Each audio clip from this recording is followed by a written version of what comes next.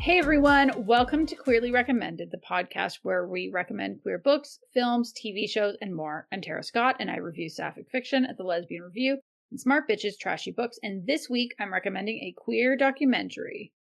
And I'm Kris Bryant, a contemporary romance writer for Bold Strokes Books, and this week I'm recommending a movie. Riz, what is going on with you? Well, this past weekend, I have been going through all of my sports cards because I have another show this coming weekend. Where is it? So this is funny. Okay, you're going to really enjoy this. Maybe not. So a lot of shows, sometimes they're held at sports arenas. It's just depending on wherever there's space for a sports show. And so this is one of the biggest shows in the Kansas City area. There are over like 200 vendor tables. And it's being held at, you might know this, you might not know this, John Knox Village. Do you know John Knox Village? Nope. What is it? A senior living center. Oh my God. Yeah. So listen, maybe the seniors want some football cards. Hey, maybe let them get their football cards. So I laughed. I was like, really? This is where it's being held? And like John Knox Village out here, like there are a lot of different, and I don't know if John Knox Village is like countrywide. I don't know. I just know that here in the Kansas City area, it's like it's a chain. Yeah, maybe it's a chain. I don't know, but here there are several locations. Oh, and Lee Summit is a pretty nice location for like housing and schools and things like that. So this is going to be some top-notch shit, I'm sure. Mm-hmm. I'm kind of excited to see it. So yes, I'm getting ready for that. After this, I'm going to go into the living room and I'm going to take out all my cards. I have thousands of cards, FYI. Thousands. Oh my God. Yeah, so I priced them all, and so now I have to divide them up into teams. So I had to divide them up into 32 teams. Is that fun? No. Super glad you're spending your evening that way doing that. Then. I have been doing this now for weeks. So weeks, I have been doing this. But you know what's fun? Is when I sell them. Yes. And it's fun. The money side is fun, but it's also real fun to watch these kids. Yeah. You know, they get a really good deal on a card. And they play that game where I think I've talked about this before, where they have like $1. And then they play the game. They try to up, like they buy a card for $1 or whatever. And then they go around to all the different vendors and try to trade up. Oh, yeah. And so by the end of the day, they see where their card is. They see what card they have at the end of the day. And so this one little kid, he was adorable. And I gave him a really nice Patrick Mahomes card. And I said, I'll trade you this for this, you know, because I didn't realize that this was a thing. I just thought I was being really cool, you know, to this little, 8-year-old kid. Yeah. And then he comes back around and he tries to sell me this $70 card. I'm like, what? And it turned out that he was playing that game. So I didn't realize that was a thing. So now I'm like, get off my lawn. No, I'm that person. Well, maybe that can be the activity for the seniors that day. Maybe. Mildred? No. That's right. I already gave you a deal. Instead of a little 8-year-old boy, it's to be a little 84-year-old boy. I don't think, I don't know. I don't know what to say about this. I feel like I'm writing a sitcom right now. I don't know what show it is, but I feel like I'm writing a sitcom episode. Basically, it's the Golden Girls. I will be the Golden Girls. Yes. What is it, Sunny Pines? No. What's their place? Shady Pines? Shady Pines. Shady Pines. That's where I'm going to be. I'll be at Shady Pines. And there's going to be lemonade, sports cards, sugar-free something, wafers. Who knows? Oh, sure. Butterscotch candies and tissues. Yeah. It is going to. Yeah, Werther's Originals. Right. I should, just for fun. Bring some just in case. You got something for everybody. I do. And I have a sticker jar and a candy jar. These things. You need something for the kids and you need something for the adults. Anyway, that's what I'm doing. That's what's new with me. What's new with you? Well, I finally had to admit that I was having a problem with distance seeing. And so I got some new glasses. And I've decided that if I have to be middle-aged, I can at least have statement glasses. But now my kids like to make fun of me, and so that's great. Mm. Well, I had an opinion when I first saw you, hmm and I said, you look like Harry Potter. And I said that is what my youngest child said See? yesterday. I'm not wrong. It's funny. Even like when I don't know, there's something when I put them on, I just had this like I looked in the mirror, I was like, oh my God, that's it. That's it. Like it was just this pop of like it's just fun, and I look in the I mirror love and I that, feel yeah. fun when I I wear love them. that feeling, yeah. But then when I got them on Saturday and I came home and I looked in the mirror and I said, "Oh my God, I look like I'm a gender studies professor, or like I teach some kind of a like queer lit Right. class or something like that." And I then can my see that oldest, too. yeah, my oldest is a big Pokemon fan and walked in and said, "Whoa, you look like you study bugs in Pokemon." And I was like, "Go away." So it turns out that my statement glasses are causing other people to make statements, but I still like them. Yeah, They're as still, long as you like them, for sure. I do. They're fun. Good, And good. I'm trying computer glasses for the first time ever. I've never had dedicated, like, well, I suppose I've had one distance glasses before, but I haven't tried to do, like, and these are just for computer, and hopefully my headaches get better. Today was a good day Good. for that. Yeah. So I'm hopeful. I'm keeping my fingers crossed. I mean, I still live in one of the migraine capitals of the world because our barometric pressure is not. Terrible. Yeah. I know. Why do I live here? It snows so much. It gets really It's cold. terrible up there. But my house is nearly paid for. And So you won't have to worry about zombies because nobody's going to be a zombie up there. It's too nobody's cold. coming here, Nope. right? Yep. You're lucky. And somebody will back over them with their pickup truck or something since I Right. live in Canada's Texas. But I live in a city. So, fewer Maybe trucks in a so. city. It's fine. You'll be It's fine. fine. It's fine. And I talked last time about getting our windows done. Oh, yeah. So most of them are done. They brought the wrong size for the Oh, window that geez. goes Of over course the they did. kitchen sink. So they're Oh, coming my tomorrow. goodness. But this is just going to be like the most grown up thing I've ever said. I But love it. like, we keep our house a degree and a half lower now. Like, it makes such a big difference. Wow. Yeah. We actually had to turn the temperature down because it was so warm that I was getting more hot flashes. I was like, I can't live like this. Can we try? Let's bring the temperature down and we'll see how it goes. So yeah, it's great. We're not going to have ice on the inside of our windows in the winter. Oh, my goodness. Anymore. Not with triple pane. With triple pain. Not with triple pane. No. So I find it really nice. And that little crank, like it just cranks itself open and it cranks itself closed. Mm-hmm. And it's very smooth. I don't need a lot.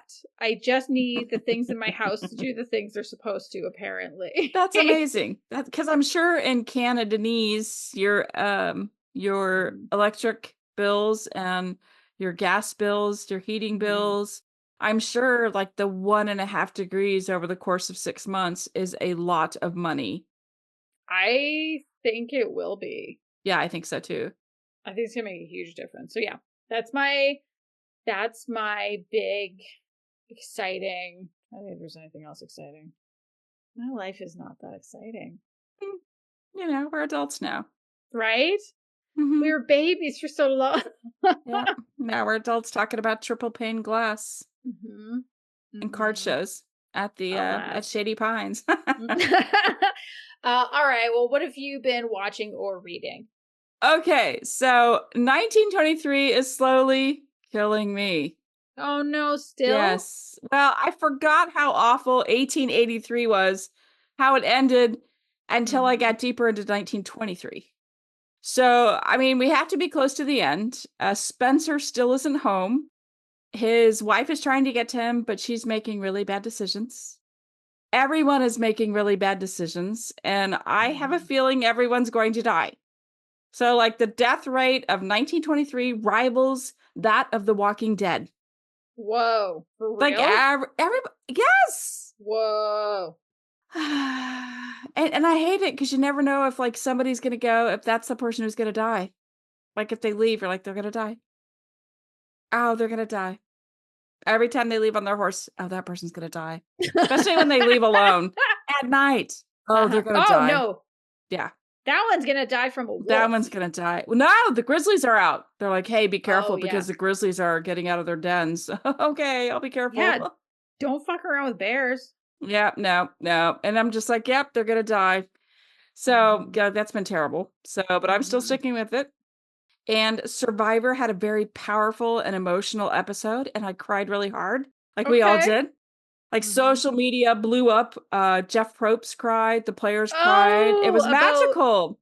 Was it the thing about one of the contestants has autism and they had a meltdown, and that's all I know. Okay, so Eva has autism and she was completely overstimulated in a challenge, but she won for the team.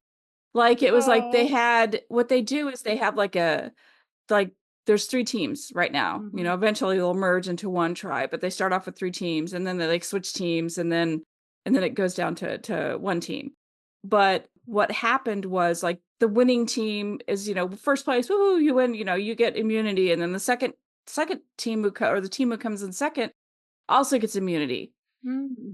And then the last team, they have to go to tribal council. So she was at race. They had the first team that won. And so she was trying to win for her team. And she was really, really struggling. And she was just like, you could tell she was like just very upset. And she was just trying so hard to win. And she won for her team. But she like just completely like, she was spiraling. And so her friend Joe, who was on her team before, they switched teams. Like they dropped their buffs and they have to go, and they didn't end up on the same team. Like he asked if he could go help her. And so he does. They let her. And so he knows what to do with her. And she asked him, she's like, when I start having these episodes and you see me playing with my hands, I need you to do this, this, and this. And so she was like really, really doing all these things. And so he went over there and he really calmed her down. And so like I'm bawling and like the people there are bawling. And then Jeff starts talking, he goes, you know, I have a daughter, and he starts crying and like everybody's crying. It was just, it was so beautiful. And it was just like, it was so beautiful to watch, and everybody just kind of lost it. So it was very, very sweet, very touching. Good. And I've liked her from the start. You know, I've always liked her because she's just very, very genuine. And she doesn't really know how to be like deceitful. She doesn't know how to, you know, she knows how to play the game. She knows that there are mean people, that kind of thing. She just doesn't know how to be like really conniving. So she's just not like that. So that is going on. And then I rewatched This Is Us. No, The End of Us. That's what it is. It's called The End of Us. Oh. Yeah, I got that wrong. There's too many us things out there. But it's there really is. Hollywood, stop it. We don't want any more. No, The End of Us. That's the one with the like the apocalypse type thing with the fungi, the fungus, the The Last of Us? The Last of Us. Yes. The Last of Us, The End of Us. It's almost the same thing. It's The Last of Us. This is the end. It really is. It's the apocalypse. The Last of Us. Some of which was filmed right here in Calgary. Shut up, because some of it was filmed here in Kansas City. No, did I not talk to you about that? Were we not? Did we talk about this? I don't know if we were doing the podcast at that point, actually. Oh, we did. We did, because I had to have recommended it because the girl has a girlfriend. So I had to have. So I just remember there was one day that there were a bunch of us that were driving to meet up. Yes. We were going to meet up for lunch at the Italian club here in Calgary. And I think the office was still closed, but it's like a couple blocks down from the office of the company that I used to work at. And this one guy was really late. It might have been his going away lunch, actually, from when he left the company. But he was really, really late because the flyover was completely closed off because they were filming The Last of Us that day. Look at that. Yeah. Well, so I mean, I don't know. They might have used like CGI or something to film the Kansas City scenes, but I knew exactly where everything was. So that was kind of fun. So to watch it again, because the first time we all knew that it was happening, but I can't remember if they filmed it in actually. I think so. I think that it doesn't really matter. Anyway, so I watched it again because the new season's coming out very soon. And, you know, it's, if you binge something, you forget it, you know, since I've crammed so many other shows in my brain. So I think I have like 1 or 2 more episodes left. And then the new season starts Nice. real soon. So anyway, I did that. And then get this. Okay. My Yes. editor reached out and told me the prequel to the Hunger Games, Sunrise on the Reaping, is out and it's brilliant. And I couldn't buy it fast enough. And I Nice. bought the hardback and I had to wait 3 days because fuck Amazon. But I loved it. So I'm actually, like, a side note, there are queer people in it, but it's brief. Good. So I'm almost done with it. I have like maybe 50 pages left. So I have a lot going on tonight when we're done with You this. really do. I have cards to do. I have a book to finish. Like, I have a lot to do. So Wow. Okay. yeah. So that is what I have been reading and watching. What about you? What's going on? Okay. So I have been playing so much Bellatra, which I told you about. It's that poker. It's like poker on speed game. Right. I've put over 250 hours into that game at this point, and I'm still not done. Wow. But I love it so it's your much. job. I know, I play it like it's a job. But often what we'll do is I'll be playing that. Neil will play something on the Xbox or the PS5. And we've been listening to one of the Dimension 20 shows. So I think I've talked about dropout.tv. It's probably our favorite subscription service. The old college humor when that's what it's called now. But Dimension 20 is their tabletop gaming series. And so, like, you know, usually Dungeons and Dragons, and this one is a Dungeons and Dragons season, but it's called Never After. And it's a horror game. The story they're playing is horror and fairy tale in a fairy tale setting. And so there's Pinocchio and Sleeping Beauty and Puss in Boots, Little Red Riding Hood, and it's really good. And it opens up with like a really gruesome story because some things are more gruesome than others, and they start off super gruesome with Sleeping Beauty, and she wakes up and there's like vines that have grown out of her mouth. Oh my gosh. Right? Which, you know me, I am a baby. Right. I'm a sweet baby. And yet I persisted because I like the cast. And I'm really glad I did because it's not like that all the time. Like there's occasionally stuff that's like, but even as we were starting, Neil was like, okay, if you need to tap out at any point, just let me know. And it was tempting, I won't lie, but I'm really glad that I stuck with it because it's been a great one. And I'm kind of excited. They have a new series starting this week. This was kind of our stopgap show because we watched Dungeons and Drag Queens when they did the second season, which I think I talked about on here a few weeks ago. And they were like, well, what are we going to do until the next one? So the next one, instead of their usual cast members, it's 4 professional wrestlers. Oh, yeah. Who are, and I don't know if any of them have played Dungeons and Dragons before, but it's like a wrestling setting, but with Greek gods and goddesses, which I think is going to be fun. I'm looking forward to it. I think there's something really cool about it.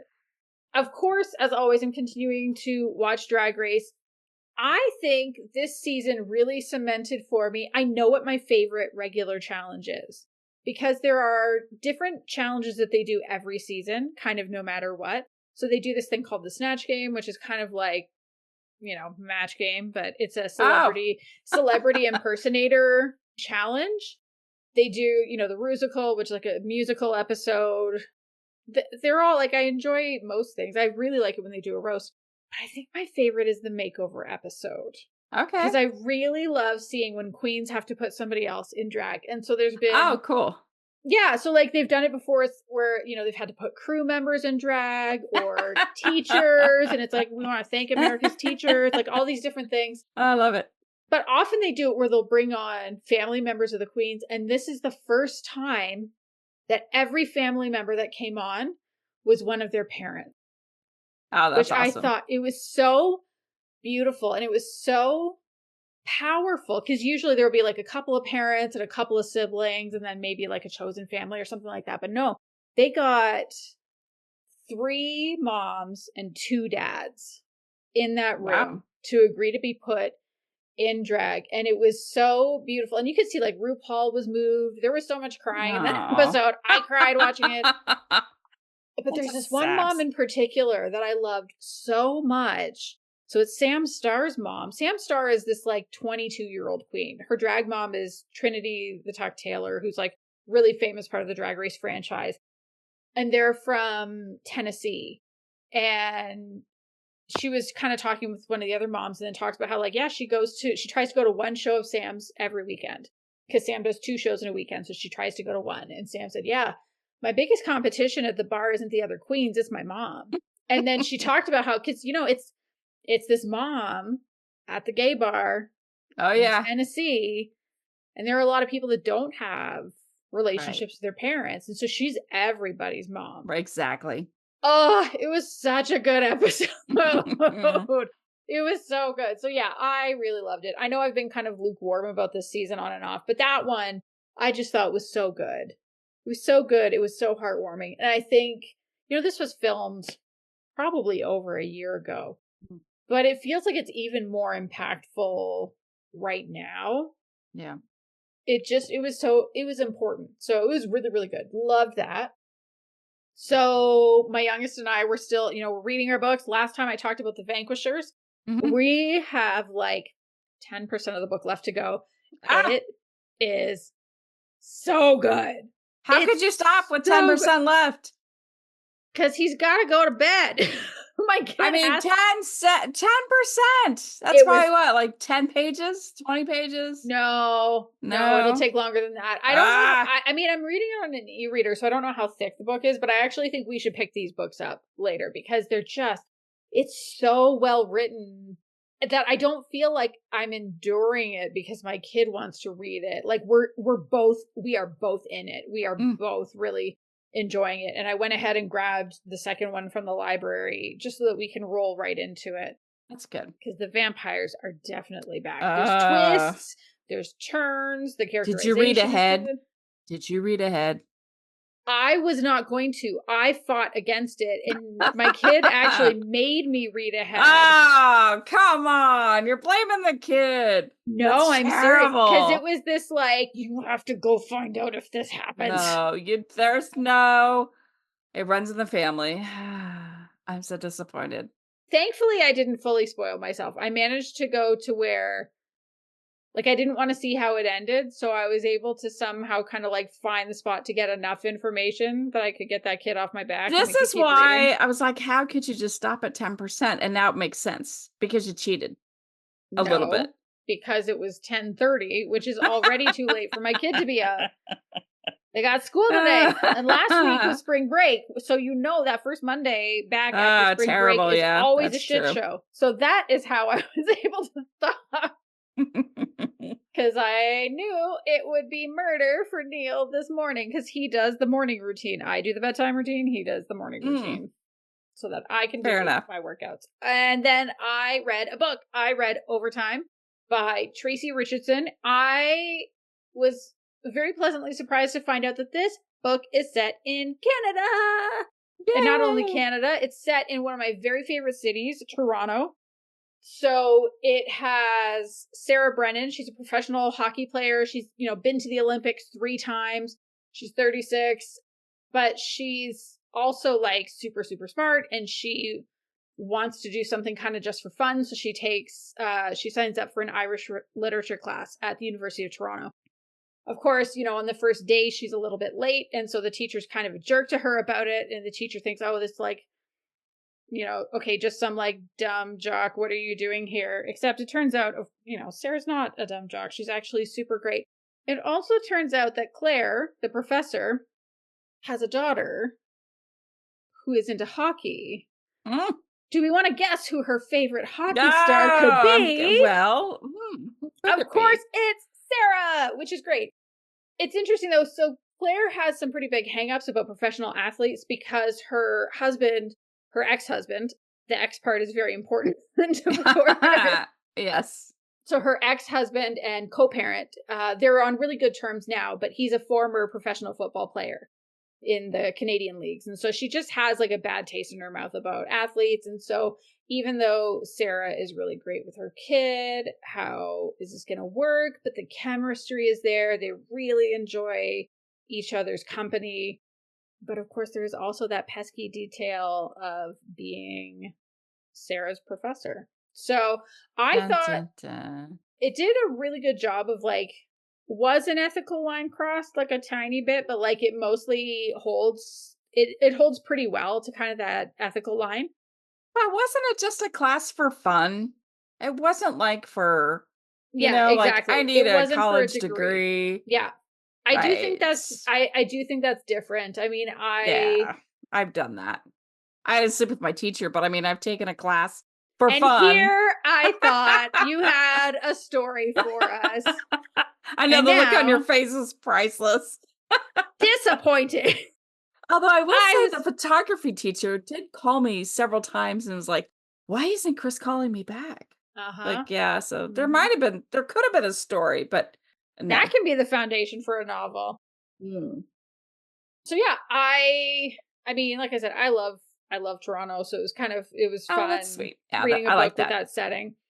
The ending, I have to admit, the ending didn't quite work for me. And actually, it's funny because in the last episode, you and I had that like, okay, but does every book need an epilogue? Yeah, this book needed an epilogue. So I eat my own words. I was wrong. Give Oh! everything an epilogue.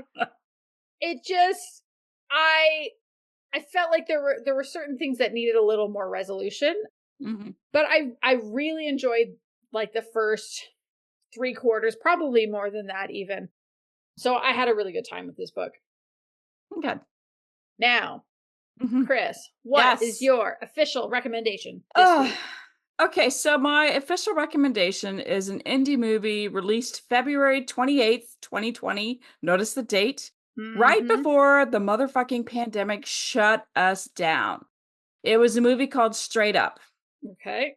And I've never heard of it, probably Right, because a see? pandemic was Look, I happening. know, right? So, yeah, sadly, that's probably what happened. I think I know where I was when that movie came out because the company I was working at managed to have a conference the week before the world shut down. So Mm. I was in Palm Springs at a conference Mm.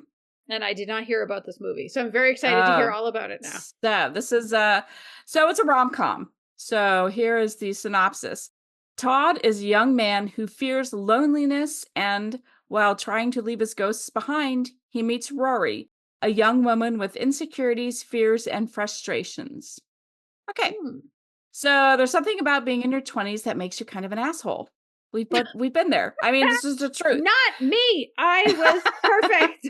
I was terrible. I was a terrible 20 something.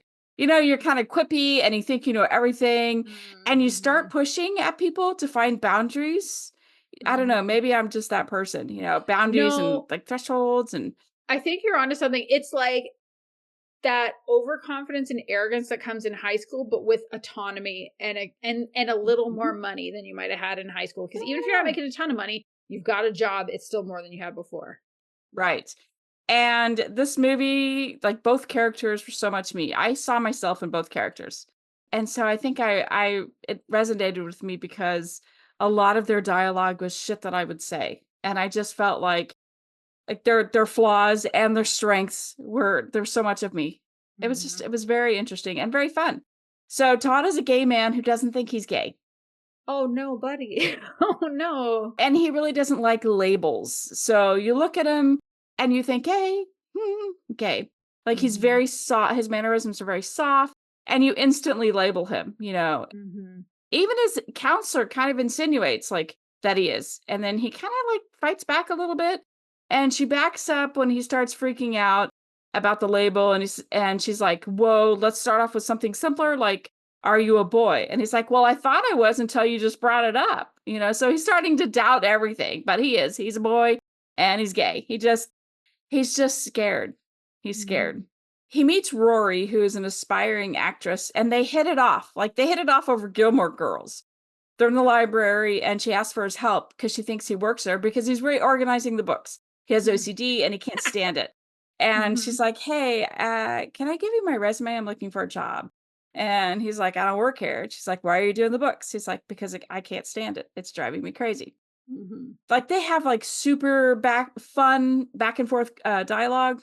Like they have the same likes and dislikes and they just become like instant best friends. Mm-hmm. And they decide to become girlfriend and boyfriend. It's just a real Okay. convenient relationship for them. Mhm. and they decide they take sex off the table. They're like, it's awkward. I mean, they're like, should we have sex? Should we not have sex? So we could try it, and then it doesn't quite work. So they Mhm. just decide, hey, it's kind of like a marriage after 10 years. Most people don't have sex after 10 years. He always throws these like things, like these percentages. Mhm. And he says it with such conviction that people believe him because he's also very smart. And she's like, okay, that makes sense. Why not? So when Todd brings Rory home, his dad hugs him and he's like, she's a great girl. You have like even his parents don't acknowledge that he could be queer. Yeah. Oh, And no. it's so obvious. And you could tell that he just doesn't have the support of everybody. Mhm. And he's almost ashamed to be gay. And that part's kind of sad. Yeah. So, and he realizes it after his dad, hugs him. His dad gives him a hug. She's a great girl. And he doesn't really say anything. He just hugs him. And Todd feels really bad because he knows that if he would have brought home a boy, a man, I guess, a Mhm. man, that his dad wouldn't hug him, wouldn't treat him the same way. He goes, he probably maybe would have shook my hand. Yeah. You know, Side note, like his dad played by Randall Park. You know who Randall Park is? Fresh off the boat. Yeah, yeah, yeah. Yeah. So he in this movie is so racist, and it's terrible that I laughed. Terrible that I Mhm. laughed, but he says it in such an obvious way, and it's so back and forth, and Rory is just laughing because he's so bad. He's such a bad racist. It's like the Mhm. whole scene with the parents, with the exception of when it's just Todd and his dad. But their whole dinner was just very funny with the mom. They just love her. She gets along so well. She's like perfect for him, but not perfect for him. She's Yeah. the perfect best friend, not the perfect girlfriend. Yeah. So what's really happening is that neither one of them wants to be alone. Mhm. That's what this is about. The only part, there's only one part that was kind of problematic for me. Mhm. And that was at the beginning. Todd meets this girl at a bar, and they get drunk and they go back to her house and hook up and sort of. And the scene was kind of weird because they both had been drinking, and while it was consensual, it just kind of still made me feel a little icky. Yeah. Yeah, so that part Fair. was just kind of like, he just, I don't know. It's just bleh. He just spent so much time trying to convince the world he's straight. It's just like it was just a weird thing. Like that part I didn't like, but everything else about this movie, it was really cute and funny, and the dialogue was great, and I was fine with the end. Like, the ending was Mhm. fine because I'm a romance writer, so I filled in the blanks, but some people didn't like it or understand it. So, Oh. yeah. So the ending's a little different. And here we go. So, like, here's the question you always ask me, and you're always asking me, why should somebody watch this? Mhm. Because you straight up can't pray the gay away. Ha! Woohoo! But No, you can't. it's a rom-com, but it's very present day, and it Mhm. deals with late millennial, early Gen Z problems, Mhm. which I think that really we don't see a lot of that because we just don't see a lot of younger directors. And this is an Mhm. indie film, it has small budget, low budget, but it doesn't look that way when you watch it. It seems like it's Oh, cool. it's like sure as shit better than like what I recommended last time. Of course it's a newer Mhm. movie, but it looked like it was a movie you see at, whatever. Go to the movie Mhm. theater and whatever, Higher Netflix. budget. Yeah, higher budget. And this movie would have done a lot better if it wasn't released like 3 days before the world shut down, Yeah. for sure. So, it did not get it did not get the love that it deserved. Mhm. So, I think you should watch it because it was really cute. Does he come to accept himself?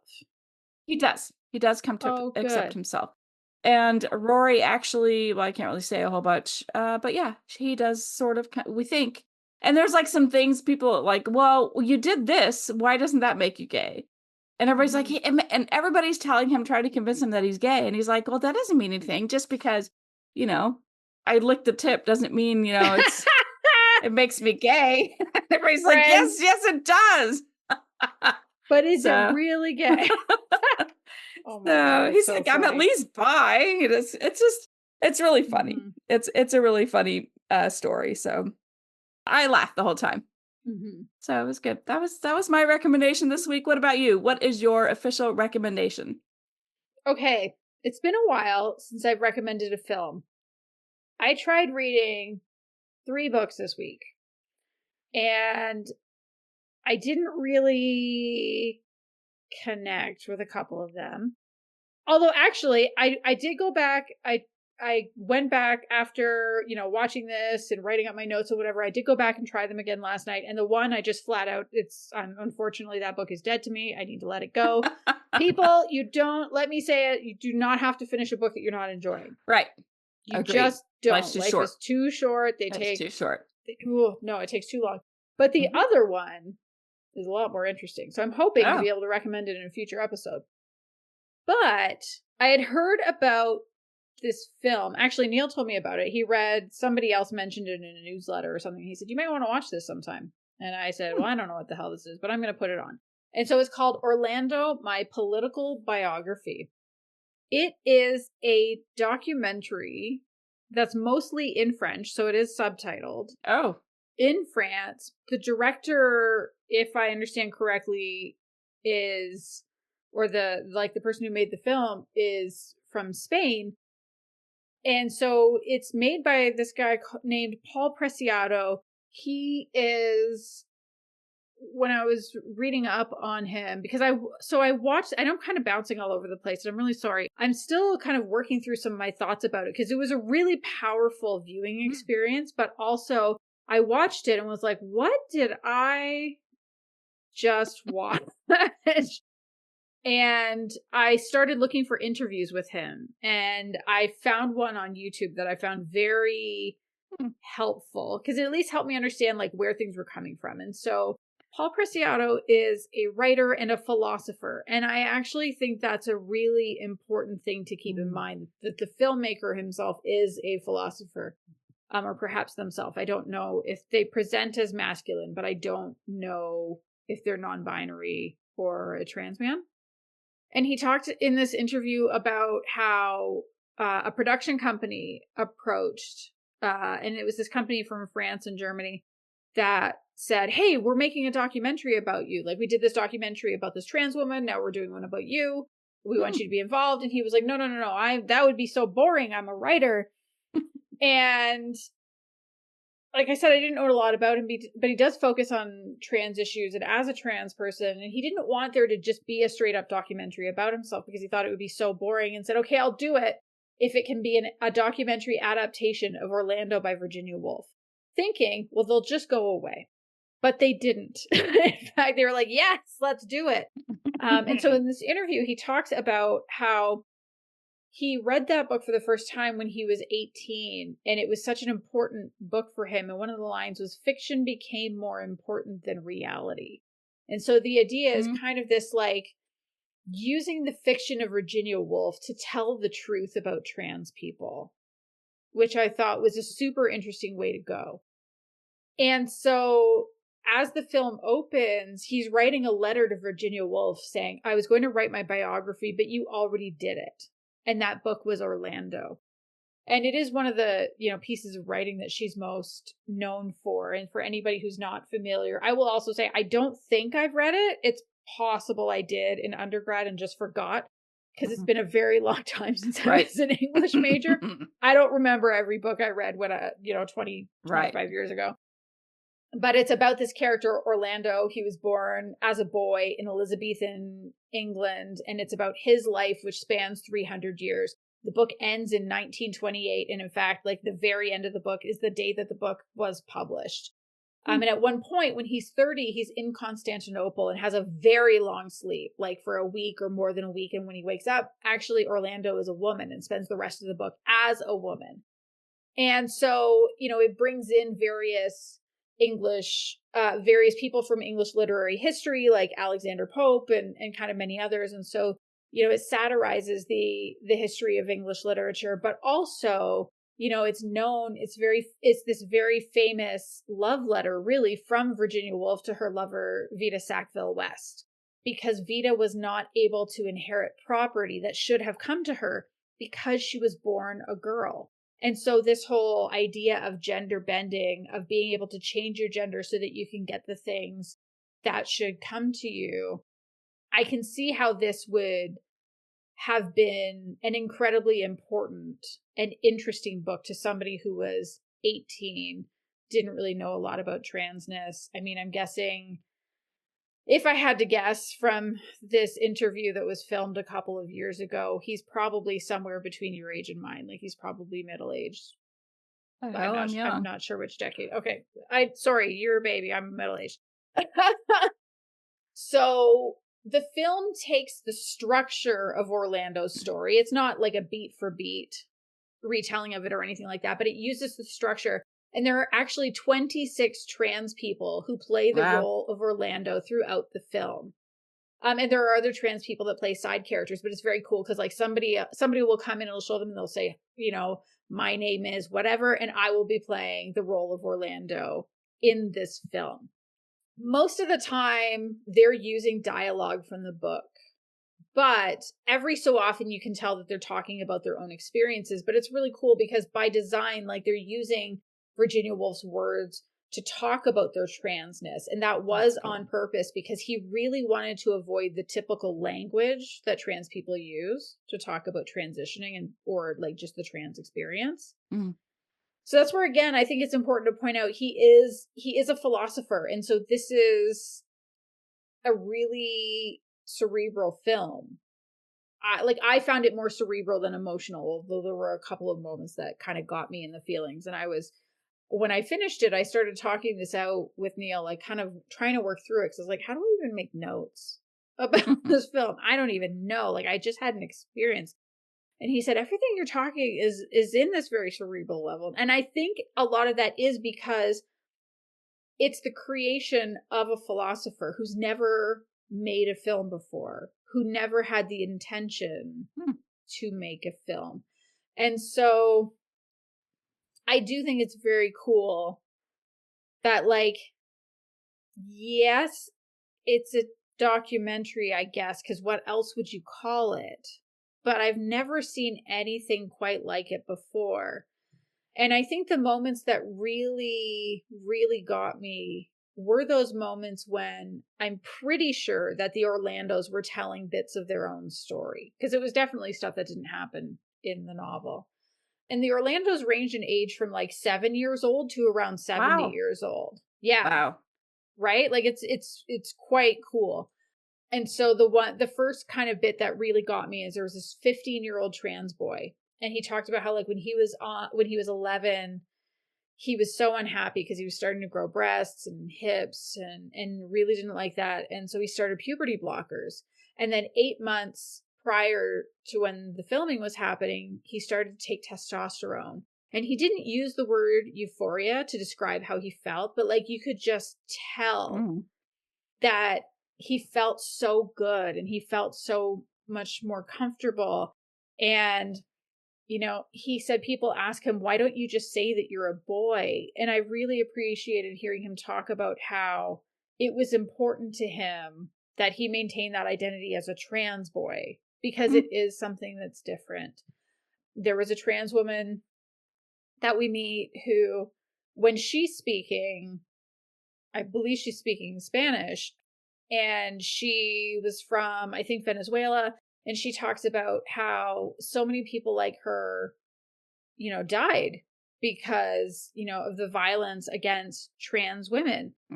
There were a lot of non-binary people in this film. There's just so many themes that they touch on that I think is really interesting, and like major themes that kind of intersect with transness, that like things that you don't get to experience. No, that's the wrong way to say that, but like things that are kind of essential to the trans experience, I guess. And so violence was a major theme of the book, but in a way that didn't feel gross or gratuitous or anything like that. And this one scene that I thought was super interesting is we see this young trans mask person who, I believe they said they were non-binary, but they do kind of present that more mask side of things. They just talked about like not wanting to take too much testosterone because they actually don't want to pass fully as like a cisgender man. Okay. Right. Like I thought that was super cool. Right. Yeah. And he's dressed up kind of in like half a suit of armor. not suit of armor, more like half a chainmail with like a little bit armor on the shoulder kind of situation. And he goes into a weapons shop. Oh. And the person behind the counter is like, well, how about like a sword? No, that's not quite right. Okay, well, how about a handgun? No, that's not quite right. And then a machine gun was like, yeah, I'm going to take that with me. And the idea being that like when you are a man, you have access to the ability to perpetrate violence. So we need to give that to you. We need to give you that weapon so that you can be more violent. And then a trans woman comes into to the shop and she gives up a weapon. She trades it for a stuffed fox. Because again, the idea is that like when you become a woman, you lose access to violence. In fact, you're likelier to be someone that violence happens to. Right. So kind of around this time, there was a line that really stood out to me. And they said something like, we have to survive violence to tell our histories, but to tell our histories means that we have to experience violence. And that like there is no trans experience that's absent of violence. And, another theme is, of course, the pathologization and the medicalization. The Queen Elizabeth in this story is actually a cisgender man who is a psychiatrist. And so there's a waiting room full of trans so people. Interesting. It's so interesting. But this idea that like, if you are going to get medication, you have to play the perfect role. You have to play like this very specific type of transness. I am in the wrong body if you want to get your hormones. And again, it's this like, it's called Orlando, My Political Biography. But we're not just getting Paul Preciado's story. And we're not just getting the story of any of these individual people. I think it's just very cool because he refuses to treat trans people as a monolith. And he's showing not all trans people are the same. Right. It's very different, but it's all the trans experience all at once. And it also includes archival footage. So there's like really famous trans women in history. So there's footage of Marsha P. Johnson from the United States. There's also Christine Jorgensen, who had been a GI who then transitioned. And then there were some others kind of throughout the years. And what I loved about that is that it's the reminder that being trans isn't new. It gets treated as a very new phenomenon. Right. But we have footage from the 1950s. We have records from even before that. And, he said something along the lines of, like, she must have known when she wrote this book that this was real. Like, yeah, she doesn't call it trans, but it's there. And I just thought it was so cool. And even the idea of like identification, like your passport. If your passport gender marker doesn't match what you look like, how you can be denied access. And so I think, calling it a political biography is so good and so important because in so many ways it showed the different political realities that, I mean, my relationship with my gender is kind of fluid, but it's like good enough with my gender marker that I don't feel like that's something I have to deal with. And so in many ways, I'm kind of lucky. I don't really necessarily identify with all those people, but I felt so privileged to get kind of a view into their story. And there's a really, really cool scene at the end of the book where a handful of the Orlandos scrub up to perform surgery. And they're actually taking a scalpel to a copy of the book Orlando. Because there are some pictures in there, like this is what Orlando looked like here, and this is what he looked like here. And they are using the scalpel to remove the pictures of Orlando. And they actually take like with needle and thread, they sew photos of other trans people in there. And so in a way, it's like we're seeing trans people are operating on history, on their own stories, and having that self-determination in telling their stories. Wow. And I love that there were kids too, because it's kind of that, it's showing that continuity. Trans people have always been here and trans people are always going to be here. And we see a little flub with the kids, which if it was like a perfect polished movie, we wouldn't have seen, but kind of like left the joking in there. Because again, like these are real people. So I really loved I really loved this one. I think it is so powerful. I think especially in this moment where trans people are under attack, it is absolutely well worth watching. The Calgary Public Library System subscribes to a service called Canopy. I watched it on there. So I didn't get it from a streaming service. I was able to just like watch it for free on this service. But if you can find it, I highly recommend it. I think this is one that I'll probably go back to at some point, because I know even just watching it for the first time, part of me wished I'd been taking down quotes because there were some really powerful lines. I bet, yeah. But I really just wanted when did they to make immerse. this? Like, when did it come out? Like a couple of years ago. Mm. Yeah. It's quite recent. It's, you know, sounds like it should have gotten a bunch of awards. Did it get awards? Do you know? I think in some of the like smaller film festivals, but it's a part of the Criterion collection. So, okay, yeah, you know, notable films do make their way in there. So it's one that I've been thinking about since I watched it. I'm probably going to keep thinking about it for a long time. It's a bit slow to start, but then like once I was in, I was in. So yeah. Orlando. That sounds really interesting. Yeah. Highly. Yeah. Just, whew. If I only watch one great movie this year, it's probably going to be this one. So, wow. Yeah. Very cool. That is all for this episode. Thank you so much for listening to us as always. If you have a friend that you think would like either of our recommendations, just send a link to them so that they can check it out. And if you like, sorry, you go. I had a burp. I thought we were just cutting it short. So I was like, hey, let's just do this. All right. So if you want to connect with us on your favorite social media sites, look for those in the show notes, or you can just search for Queerly Recommended. Or you can eel us. Or you can email us at podcast@queerlyrecommended.com. Goodbye, everyone. Goodbye.